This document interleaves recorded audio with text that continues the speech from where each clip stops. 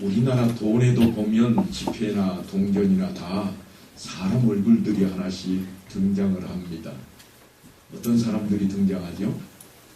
내놓을 만한 인물들이 등장하는 거예요. 그렇지 않은가요? 그런데 케냐의 집회 100실링짜리의 주인공이 누군가 하면 케냐의 초대 대통령이었던 케냐타 조모라고 하는 인물입니다. 우리나라는 아직까지 대통령이 집회에 등장하지는 않은 것 같아요. 왜냐하면 역사적으로 더 이전 분들, 그 중에서도 대단히 업적을 낳았던 왕들의 얼굴, 혹은 학자들의 얼굴, 혹은 어머니들의 얼굴이 등장을 하고 있습니다만 케냐에는 대통령의 얼굴이 그대로 드러나 있습니다. 이 초대 대통령이었던 케냐타 조모라고 하는 사람은 스코틀랜드 선교사로부터 처음으로 문명을 접하게 되었습니다. 전염병에 걸려서 죽게 되었는데 살 길이 없습니다. 케냐라고 하는 나라가 아프리카 동쪽에 있는 나라인데 고원지대 산속을 중심으로 그렇게 나라가 자리 잡고 있습니다. 물론 해안가에도 있기는 하겠지만 산속에 살고 있던 이 사람은 그만 죽게 되었습니다. 그런데 소문이 들려옵니다. 저쪽에 얼굴이 하얀 사람, 다른 세상 사람이 와 있는데 거기 가면 병이 낫는다. 그래서 그의 부모가 그를 데리고 선교사에게 찾아갔습니다. 사람이 죽게 되었으니까요. 전염병이 걸리면 격리를 시킵니다. 그래서 거기다 놓아두고 부모는 고향으로 돌아갔습니다. 그러니까 이 케냐타가 누구하고 살겠습니까? 선교사들하고 같이 사는 거예요. 그러다가 결국은 병이 낫게 되었고 조금 나이가 들자 그는 고향으로 돌아가는 것이 아니라 나이로비로 건너갔습니다. 나이로비가 그때는 좀 잘 사는 도시 국가였던 것 같아요. 돈을 좀 벌어서 고향으로 가야 되겠다. 어린 나이에도 그 마음이 들어서 나이로비로 건너갔습니다. 건너가서 자기 민족들을 만나게 됩니다.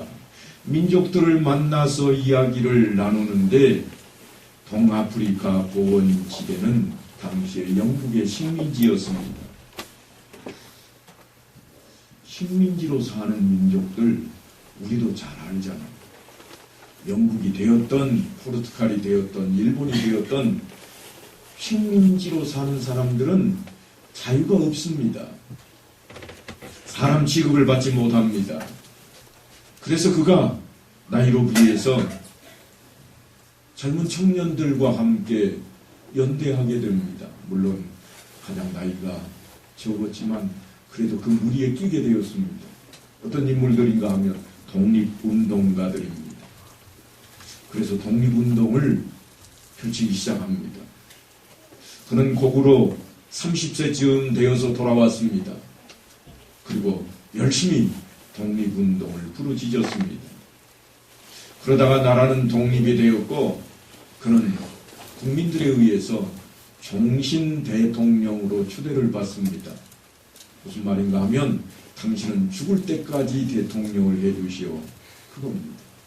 그래서 케냐의 일대 대통령이 됨과 동시에 죽을 때까지 대통령을 했던 인물입니다. 한마디로 말해서 그는 케냐의 국부입니다. 그런데 그가 이런 말을 했습니다. 선교사들이 아프리카로 들어왔을 때 그들은 성경책을 가지고 있었습니다. 그리고 우리는 아프리카의 땅을 가지고 있었습니다. 그런데 선교사들이 기도합시다. 그래서 우리는 눈을 감고 두 손을 모았습니다. 그리고 눈을 떠보았더니 우리들 손에 다 성경책이 들려 있었습니다. 그런데 그 뒤에 말이 엄청납니다. 우리들 손에 성경책이 들려 있었습니다. 하고 난 뒤에 하는 얘기가 땅은 모두 백인들 것이 되었습니다. 무슨 말인가 하면 우리가 식민지로 살아가고 있다. 그것을 그대로 드러내고 있습니다. 그리고 남아공에 주교로 있던 데스몬드 투투라는 신부가 있었는데 이 사람이 남아공도 똑같은 그러한 상태가 되어 있었고 케냐보다도 남아공은 이미 백인들이 들어와서 도시를 이루고 살아가는 그러한 나라가 되어 있었습니다. 그 백인 지도자들을 향해서 이 투투 신부가 외칩니다. 성경책을 높이 들고서 여러분, 이제 여러분이 우리에게 전해준 이 성경의 기초에서 제가 여러분에게 한 가지 요청하겠습니다. 그것은 우리 땅을 돌려주시오. 이것입니다. 그랬습니다. 여러분, 선교사들이 그들의 땅을 차지하려고 그 땅에 들어갔을까요? 산속 깊숙이까지 그들의 땅을 다 빼앗기 위해서 선교사들이 들어갔을까요? 그러지 않았습니다. 그들은 복음을 전하기 위해서 들어갔습니다. 예수를 전하기 위해서 들어갔습니다. 그런데 어찌하다 보니까 같이 따라온 백인들이 그 땅을 다 차지하고 있습니다. 물론 선교사들이 다 차지하지는 않았을 겁니다. 일부러 그런 것은 아니었습니다. 하지만 엄청난 일이 벌어졌습니다. 살아가면서 흔히 우리가 하는 말이 있습니다. 일부러 그런 것은 아니었어. 바로 이 변명 같은 말입니다. 하다 보니까 그렇게 되었다고 하는 것입니다. 하지만 일부러 그런 것이 아니라 할지라도 과실은 과실이라고 하는 겁니다. 우리는 늘 과실을 범하면서 살아갑니다. 틀림없이 일부러 하지는 않습니다. 길을 가다가 어깨를 부딪히기도 합니다. 일부러 부딪히려고 길거리에 나가는 사람은 없습니다. 그러나 우리는 부딪히면서 삽니다. 그런 것들을 과실이라 그럽니다. 그런데 일부러 그러지 않았다 이 말은 부지 중에 그랬다 하는 이야기입니다. 오늘 본문 말씀에 보니까 누구든지 여호와의 계명 중 하나를 부지 중에 범하여도 허물이라 벌을 당할 것이니 그랬습니다. 부지 중에 내가 모르고 일부러 한 것은 아니지만 그렇게 되었을지라도 허물이라. 단어를 좀 주의해서 보셔야 됩니다. 죄라 그러지를 않았습니다. 허물이라 그랬습니다. 그런데 뒤에 따라 나오는 것을 보니까 죄가 아니라고 했음에도 불구하고 벌을 당해야 되겠다 그럽니다. 다시 말하면 죄와 동일하게 취급을 당해야 되겠다. 지금 그 말씀을 하고 있습니다. 그래서 하나님께서는 이 속건제를 제정을 하시면서 모세를 불러 세웁니다. 만일 누구든지 여호와의 계명 중 하나를 부지 중에 범하여도 허물이라 벌을 당할 것이니 그는 네가 지정한 가치대로 양떼 중 흠없는 순양을 속건 제물로 제사장에게로 가져갈 것이요 제사장은 그가 부지 중에 범죄한 허물을 위하여 속죄한 즉 그가 사함을 받으리라. 허물이라고 해놓고 뒤에 나오는 말씀을 보니까 사함이 있다 그럽니다. 죄하고 똑같다고 지금 말씀을 하고 있습니다. 이 말씀은 나중에 예수님에 의해서 우리에게 아주 honok스러운 말씀으로 다가옵니다. 네 마음에 욕심을 부린 것이 있느냐 그것은 죄라. 네 마음에 음욕을 품었느냐 그것도 죄라. 네 마음에 시기했느냐 바로 우리 마음속에 있는 그냥 부지 중에 일어나지도 않은 일까지도 죄라고 하는 것으로 우리에게 돌아오게 됩니다. 그런데 이 속건제를 보니까 부지 중이라 하는 말을 사용하고 있습니다. 고의성이 없었다고 하는 것입니다. 일부러 계획하고 한 일이 아닙니다. 그럼에도 불구하고 그런 죄라도 하나님과 사람 앞에 지은 것이므로 그 죄 역시 허물이라고 말하고 있지만 그 죄 역시 해결되어야 한다고 하는 것입니다. 그래서 하나님께서 속건제를 만드셨습니다. 속건제는 무엇보다도 손해에 대한 배상의 성격이 강합니다. 두 가지 경우에 속건제를 드렸는데, 먼저는 하나님의 성물을 부지 중에 범하였을 때입니다. 누구든지 여호와의 성물에 대하여 부지 중에 범죄하였으면 여호와께 속건제를 드리되, 이 말씀은 성물이라 그렇게 표현을 해 놓았습니다만 요즘 우리식으로 바꾸어서 표현을 한다면 하나님께 구별된 것입니다. 어떤 것들이 있을까요? 그 중에 우리가 가장 쉽게 생각하고 있는 10의 1조도 포함이 됩니다. 그 중에 우리가 너무나도 가볍게 여기는 하나님 앞에 다짐했던 것들도 해당이 됩니다. 성물 그러면 우리는 흔히 생각할 때 단 위에 있는 강대상이나 교회 안에 있는 피아노나 이런 것을 연상하겠습니다만, 오늘 기록되어 있는 성물이라고 하는 이 단어는 그게 아닙니다. 물론 이런 것들도 포함이 되었다고 봐야 옳겠지만 하나님께 구별되어진 것들입니다. 그것은 모두가 다 성물입니다. 사도 바울의 표현에 의하면 우리 몸도 성물입니다. 너희 몸이 성전인 것을 알지 못하느냐. 그래서 우리는 우리 몸도 귀하게 깨끗하게 보존할 책임이 있습니다. 더러운 것을 가까이 하지 말아야 될 이유가 거기에 있는 것입니다. 만일 그런 것들을 범하였다면 여호와 앞에 속건제를 드리라 그랬습니다. 그리고 또 이웃에게 손해를 끼쳐도 마찬가지입니다. 누구든지 여호와의 계명 중 하나를 부지 중에 범하여도 허물이라. 여호와의 계명 중에 이웃과 관련된 것들이 무엇이 있을까요? 6계명부터는 다 이웃에게 해당되는 것들입니다. 그 중에 부지 중에 자기가 뭔가를 범했어도 다 해당이 된다고 하는 것입니다. 그래서 구약 성경에는 이에는 이라 그런 표현을 쓰고 있습니다. 눈에는 눈이라 그런 표현을 쓰고 있습니다.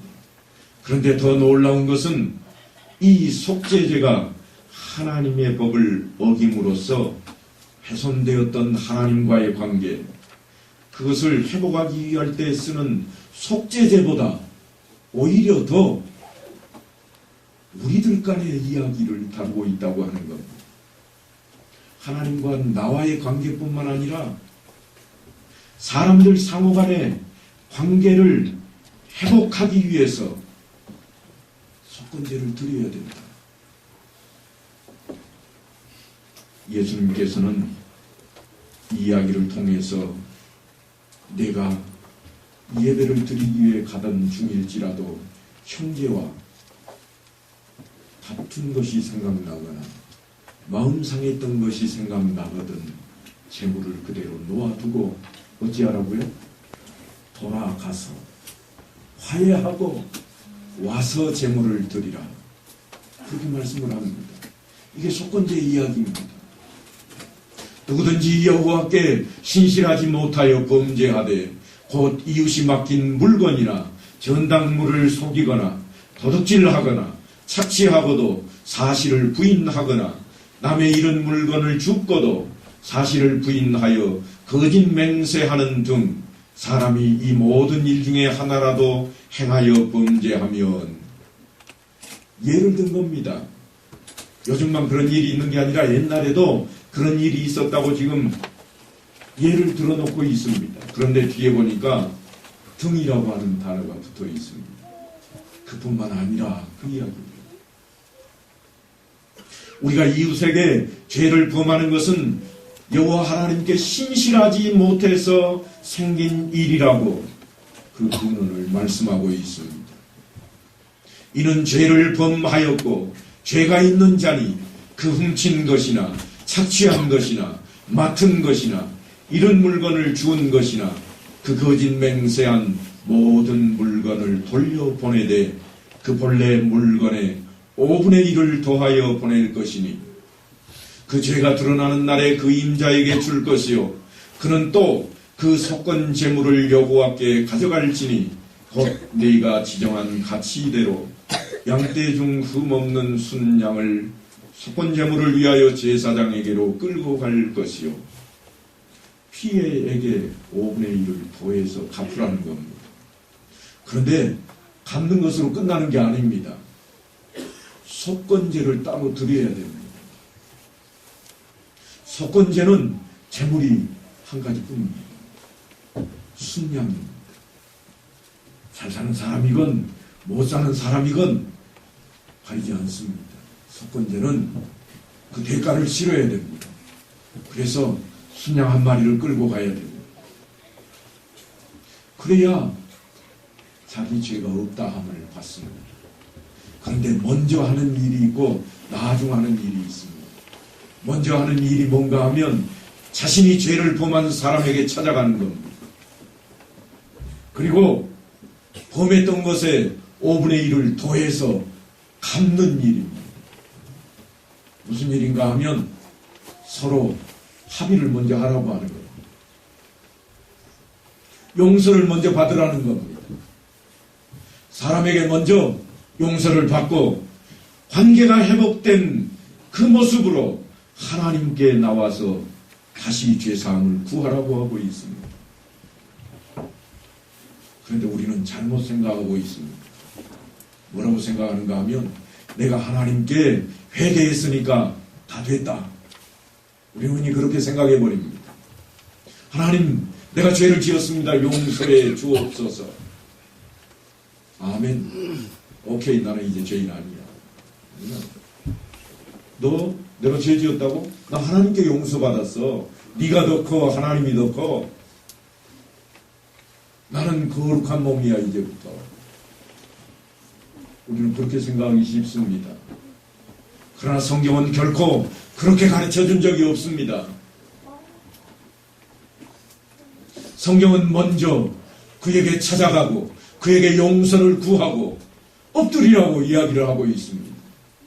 더더군다나 자기가 범한 것보다 더 많은 것으로 갚아서라도 그와의 관계를 회복하라고 하는 것입니다.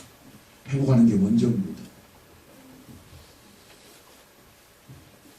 요즘은 뭘 가지고 싸울지 모르겠습니다만 50년 전에는 물꼬를 가지고 싸웠습니다. 물꼬 싸우면은 장로님도 필요 없어요. 네가 장로면 다야? 그러고는 물꼬 자기 집으로 돌리는 거예요. 주일날은요 나와가지고는 장로님 존경합니다. 뭘 존경해요? 물꼬 가지고 이놈 저놈하고 싸울 때는 언제고. 그런데 성경에 그러라고 한 적이 없어요. 그런데 그들이 그렇게 하는 것은 뭔가 하면 나는 예수 그리스도의 이름으로 하나님께 용서를 구했고 사함을 받았다고 자신하는 거예요. 그래서 나는 그 죄를 용서한 받았다고. 당신 장로니까 잘 알잖아. 그렇게 덤비는 겁니다. 그런데 한 번도 성경은 그렇게 말한 적이 없습니다. 너희가 먼저 화해하고 너희가 먼저 관계를 회복하라고 말씀합니다. 그래서 다른 사람들을 나보다 낫게 여기라. 이게 주님의 외침입니다. 업신여겨서는 안 됩니다. 나보다도 못 살고 나보다도 지위가 약하고 나보다도 형편없는 사람이기 때문에 무시해도 된다고 생각해서는 안 됩니다. 그것은 세상 사람들이 가지고 있는 겁니다. 오직 여호와께서 택하신 하나님의 백성이라면 우리는 하나님의 법에 온전한 자리로 나가야만 합니다. 지금 성경은 피해에게 5분의 1까지 더해서 그 사람을 찾아가서 어떻게 해서든지 화해하고 용서를 구하고 그래서 화합한 뒤에 하나님께로 나오되 하나님께로도 맨손으로 나오면 안 됩니다. 그것에 대한 것은 아주 엄청납니다.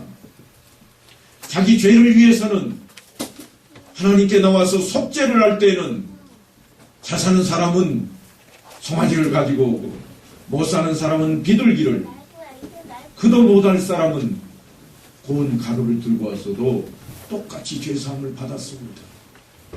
그런데 남에게 손해를 끼치는 경우는 그렇지 않습니다.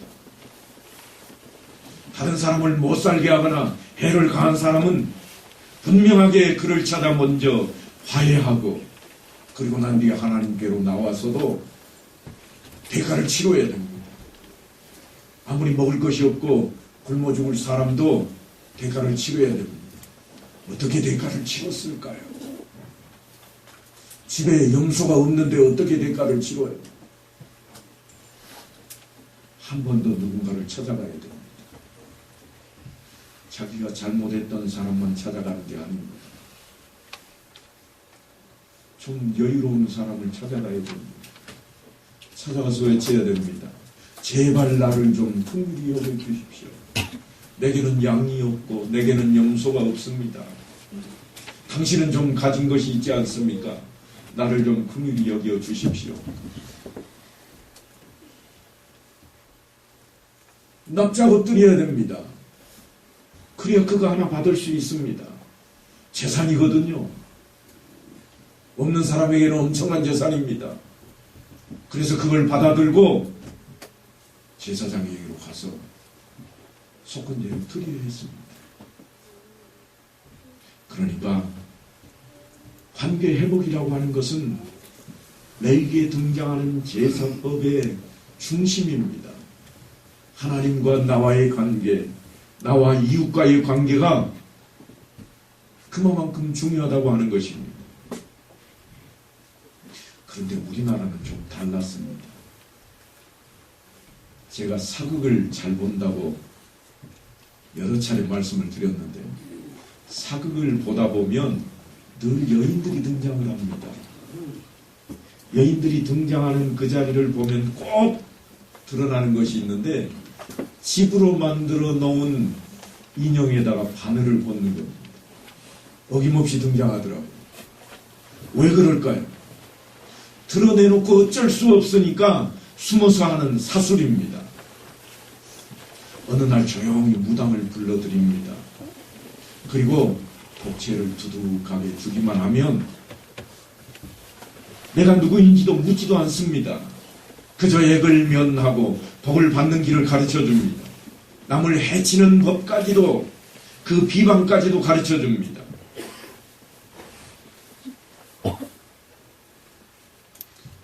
그런데 유심히 들여다보십시오. 올바르고 착하게 살려고 무당을 찾는 사람은 하나도 없습니다. 더욱이 무당은 이웃관계에 대해서는 아무런 관심도 없습니다. 이웃하고 사이좋게 살든지 말든지 그저 복채 들고 온 사람만 잘되게 해주면 끝입니다. 그런데 여러분, 하나님께서는 세상에서 이웃과 더불어 행복하게 사는 길을 늘 제시해 주셨습니다. 내 이웃을 내 자신같이 사랑하라. 우리는 늘 아멘 그럽니다. 그래놓고 월요일 날은 물꽃 때문에 장로님하고 성도님하고 또 한바탕 하는 거예요. 화요일 날은 아랫집 집사님하고 윗집 권사님하고도 한바탕 해요. 왜요? 우리 집 판매로 온다고 해놓고 왜 저 집으로 갔냐고. 이게 우리네 이야기 아닙니까? 근데 성경에 그런 이야기들이 가득 채워져 있습니다. 그래서 주님께서는 내 이웃을 내 자신같이 그렇게 사랑하라고 하시는 겁니다. 그런 의미에서 함께 더불어 살아가는 이 사회생활 속에서는 속건제가 더 중요하다 할 것입니다. 물론 구약시대의 제사는 예수 그리스도께서 십자가에 못 박히심으로 다 사라졌습니다. 그러나 그 정신이, 그 의미가 예수 그리스도의 십자가에 그대로 다 담겨져 있다고 하는 겁니다. 여전히 예수님께서는 그것을 말씀으로 우리에게 요구하고 있다고 하는 것입니다. 사람들 사이에서는 서로에게 입힌 손해를 배상하는 일이 서로의 관계를 회복하게 할 수도 있습니다. 요즘 우리가 문명시대에 살다 보니까 때때로 문명 때문에 사고를 많이 접합니다. 그런데 그때 마음을 녹이는 것이 딱 하나 있습니다. 직장에 나가서 일하다가 손가락을 하나 잘려도 사고로 그런 것은 누구나 다 합니다. 그런데 회사의 사장님이 금일봉을 좀 주면서 취업위에 좀 보태 쓰십시오. 그러면 금방 마음이 녹아듭니다. 하지만 사장이 하는 말이 네 실수로 그랬지. 너 때문에 우리 회사가 더 손해야. 너 때문에 생산 못하고 기계가 한나절이나 멈췄잖아. 그렇게 얘기하면 마음에 상처가 생기고 벽이 생깁니다. 혹시 회사의 사장님들이 계십니까? 기억하셔야 됩니다. 예수 그리스도의 정신은 책임을 묻는 게 정신이 아닙니다. 사랑으로 그와의 관계를 회복하는 데 있습니다. 말 한마디, 작은 것, 배상하는 것 하나가 그것을 다 묻어주는 거예요. 지금 그 말씀을 하고 있는 겁니다. 속건제의 정신은 바로 거기에 있습니다. 그렇지 않으면 서로를 신뢰할 수 없는 지경에 도달해버리고 맙니다. 저는 텔레비전을 보면서 종종 머리에 빨간 띠 두르는 사람들을 대하곤 합니다. 저들은 왜 저럴까? 저는 역시나 회사원으로도 근무를 해봤고 회사에 운영을 하는 가장 높은 지위로도 일을 해봤지만 틀림없이 바라보는 시각이 서로 다릅니다. 시각이 다르기 때문에 주장하는 것도 다릅니다. 그런데요, 거기에 서로 돌아보는 마음 하나만 있으면 그거 다 없어집니다. 그거를 필요로 하게 여기지를 않습니다. 사소한 것 하나 때문에 다른 것 가지고 덤비기 시작하는 겁니다. 그런 차원에서 속죄제는 죄의 근원을 따지는 그런 제사였다면 이 속건제는 죄의 결과에 대한 결과로 드러난 것 때문에 우리가 드리는 제사입니다. 속죄제가 하나님과 나와의 관계를 개선하기 위한 것이었다면 이 속건제는 나와 이웃과의 관계를 회복하는 데 있습니다. 요즘 우리는 물고 가지고 싸우지는 않습니다. 뭐 가지고 싸우죠? 쓰레기 봉투 대문 앞에 이쪽에 놓을까 저쪽에 놓을까 말도 아닌 거 가지고 싸웁니다. 쓰레기 봉투를 왜 하필이면 우리 집 대문 있는 쪽에다 놨어? 저쪽에다 놓지. 이게 싸움거리입니다. 우리가 시골에 사니까 아무 이야기가 없겠습니다만 오랜만에 아들이 와가지고 집 앞에 주차를 하다가 차가 조금 길어가지고 남의 집 대문 앞에 갔습니다. 그러면 이튿날 아침에 차가 벙커가 나입니다. 누가 벙커를 냈을까? 고민할 필요도 없습니다. 옆집에서 낸 거예요.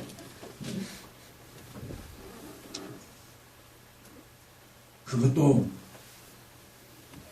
그 대문을 열고 성경책을 오른쪽에 딱 끼고 아침에 노래 부르면서 나오는 집입니다. 예수 믿는 사람들이 예수는 사라지고 자기 자신이 예수를 믿는 깨끗한 사람이라고, 그래도 나는 이 정도의 사람이라고 나타내는데 세상 사람들하고 다를 바가 없다는 겁니다. 여러분, 그런 것들에 속으시면 안 됩니다.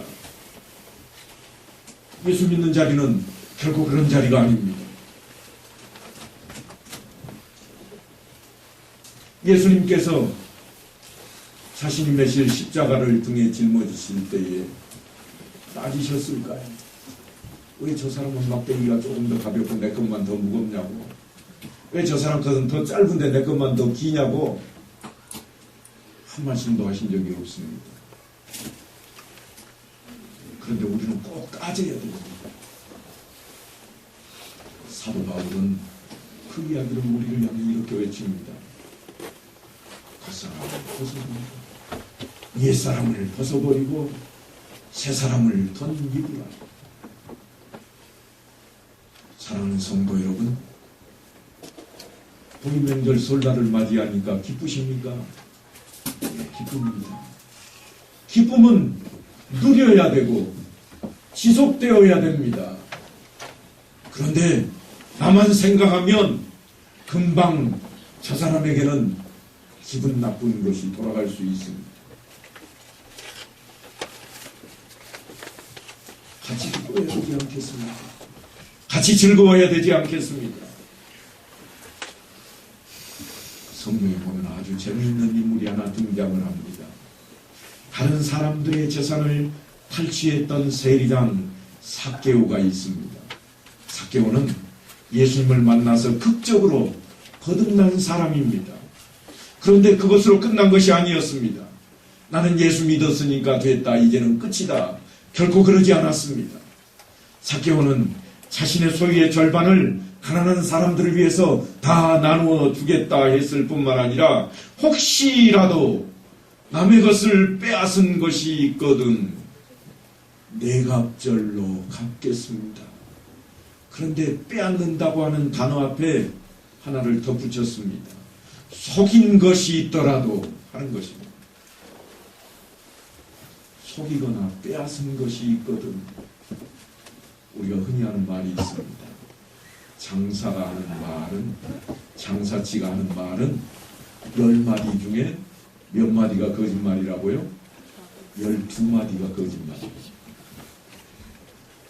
나 손해보고 팝니다. 그러면 어찌하라고요? 장사해야 되겠는데. 예수 믿는 사람이라면 이익을 조금밖에 안 남겼습니다. 이래야 된다고요. 조금이 얼마인지는 모르잖아요. 2배를 남겼던, 3배를 남겼던, 남겼다고요. 거짓말은 아니잖아요. 그런데 우리는 굳이 남는 거 없어라. 그 거짓말이라고 그러죠. 사랑하는 성도 여러분, 삭개오는 지금 엄청난 선언을 하고 있는 겁니다. 속에서 빼앗은 것이 있으면 네 갑절이라도 갚겠다고 그럽니다. 이 말을 들은 주님께서 그를 향해서 하시는 말씀이 이렇습니다. 오늘 구원이 이 집에 이르렀으니 이 사람도 아브라함의 자손이미로다. 아브라함 그러면 뭔가 하면 하나님께서 택하신 자요 구원한 백성이라고 하는 겁니다. 그래서 이스라엘 사람들은 믿음의 조상이라 그랬습니다. 그러니까 이 사람의 믿음은 제대로 된 믿음이다. 그렇게 예수님께서 말씀을 하고 있습니다.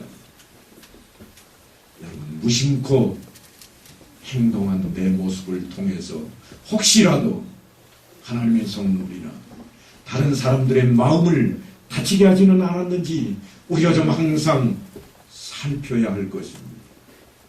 그것이 오늘 속건제가 기록이 되어 있는 이유입니다. 하나님께서 우리에게 이 속건제를 통해서 가르치시고자 하는 교훈입니다. 그런데 사실 하나의 문제가 있습니다. 그것은 손해가 명백한 경우도 있지만 어떤 때는 손해를 배상할 방법이 없는 때도 있다고 하는 겁니다. 배상할 수 없는 사소한 문제들이 일상생활 가운데 비일비재합니다. 그 중에는 말로 입히는 상처도 있습니다. 어떻게 갚아야 할까요? 어느 정도인지 가늠할 수가 없습니다. 어떤 사람에게는 야 이놈아 그래도 웃고 넘어갈 일이 되지만 어떤 사람에게는 당장 주먹 쥐고 달려들 수도 있는 상황입니다. 말이니까요. 분위기에 따라 전혀 다릅니다. 그러면 어떻게 해야 할까요? 그러니까 이 속죄제가 아무리 연락되었다고 할지라도, 내 죄를 사함받는 일이 아무리 해결되었다고 할지라도 속건제의 숙제는 이웃을 향한 내 허물들은 여전히 남아있다고 하는 겁니다. 이게 속건제의 중요한 이치입니다. 속건제를 제정하신 하나님의 마음을 헤아린다면 우리는 무엇보다도 죄를 두려워하는 마음으로 살아야 할 것입니다. 그래서 항상 다른 사람들을 배려하고 관용하고 다른 사람과의 관계를 중히 여기며 살아가야 됩니다. 뿐만 아니라 잘못이 있으면 늘 용서를 구하고 마치 복음의 빚진 자처럼 그런 심정으로 살아야 합니다. 왜 하필이면 복음의 빚진 자라 하는가 하면 사도 바울이 로마서에서 이렇게 표현을 합니다. 헬라인이나 야만인이나 지혜 있는 자나 어리석은 자에게 다 내가 빚진 자라. 여기서 말하는 야만인이라 하는 이 말은 헬라어를 쓰지 않는 사람을 말합니다. 헬라어도 모르는 놈, 그런 이야기예요. 로마 사람들에게는 그것이 대단히 중요했습니다. 그런데 사도 바울은 천하게 여기는 그런 사람들에게조차도 빚을 졌다고 그렇게 고백하고 있는 겁니다. 그리고 대단히 어려운 일이긴 하지만 예수님께서 자신의 손에 못을 박은 사람들을 위해서 기도하셨던 것처럼 우리도 우리에게 죄 지은 자를 용서해야 할 것입니다. 오늘 작년 공가를 마치면서 주기도문 하셨잖아요. 내 죄를 용서해달라고 먼저 하지 않고 내게 죄 지은 자를 내가 용서한 것처럼 내가 먼저 용서하겠다고 그렇게 고백을 했습니다. 그리고 이 말씀을 기억해야 됩니다. 너희 원수를 사랑하며 너희를 박해하는 자를 위하여 기도하라. 기치 가운데 라틴어로 된 이런 강령이 있습니다. 메아 쿨파, 메아 쿨파, 메아 맥시마 쿨파. 처음 듣는 이야기죠. 우리말로 하면 들어보신 이야기예요. 뭔가 하면 내 탓이요, 내 탓이요, 나의 큰 탓이로소이다. 그래서 자동차 뒤에다가 내 탓이요 써붙이고 다니는 사람들이 있더라고요. 이야기는 내가 운전 잘못한 것이 내 탓이요 그래서 붙여놓으라는 말이 아닙니다. 내가 끼어들기 할 텐데 이거 내 탓이요 그래서 써붙여놓은 게 아니에요.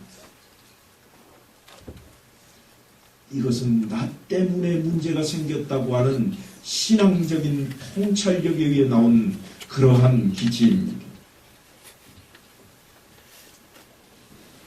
여러분, 요나가 이런 신앙 고백을 합니다.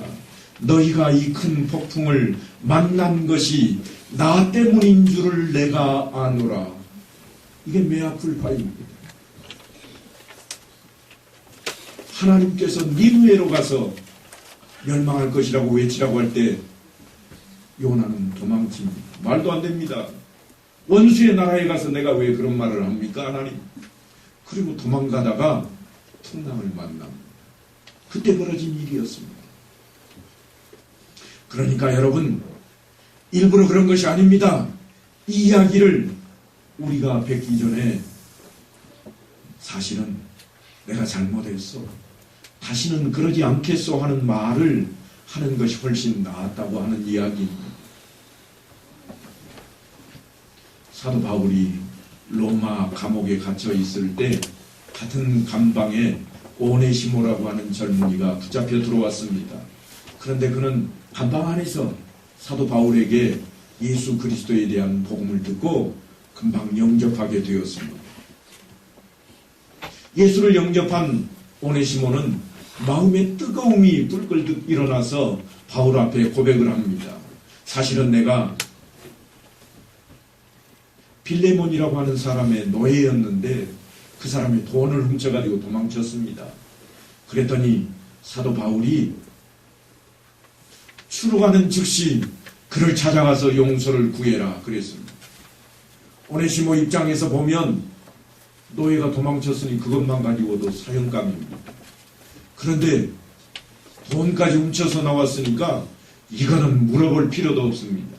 그런데 사도 바울은 오네시모에게 주인을 찾아가서 용서를 구하라고 명령을 합니다. 왜냐하면 그렇게 하지 않으면 오네시모는 또다시 그런 범죄를 범할 수도 있기 때문이었습니다.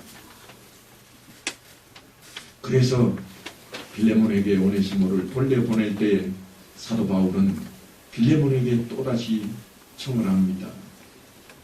오네시모를 용서해 주시오. 만약 필요하다면 그가 훔쳐가지고 달아났던 그 모든 것, 노예를 하나 잃어버린 그 대가라도 내가 다 변제해 주겠습니다. 그러니까 사도 바울이 얼마나 오네시모를 사랑했는지 모른다고 하는 겁니다. 그 사랑이 예수 그리스도께서 나를 향해 품고 있는 사랑입니다. 여러분, 예수님은 오늘날 나 같은 이 존재 때문에 십자가에 못 박혀 죽으신 분입니다. 무슨 말씀인가 하면 너 하나 때문에 내가 십자가에 못 박혀 죽었노라. 그 말씀입니다. 사랑하는 성도 여러분, 우리는 이제 변화되어야 되겠습니다. 그래서 오늘날 우리가 이웃과 마음을 풀고 또한 더불어 살아가는 그런 아름다운 시간들을 만들어야 되지 않겠습니까? 그 자리로 말씀을 통해서 나아가는 온 성도들이 다 될 수 있게 되기를 간절히 축원합니다.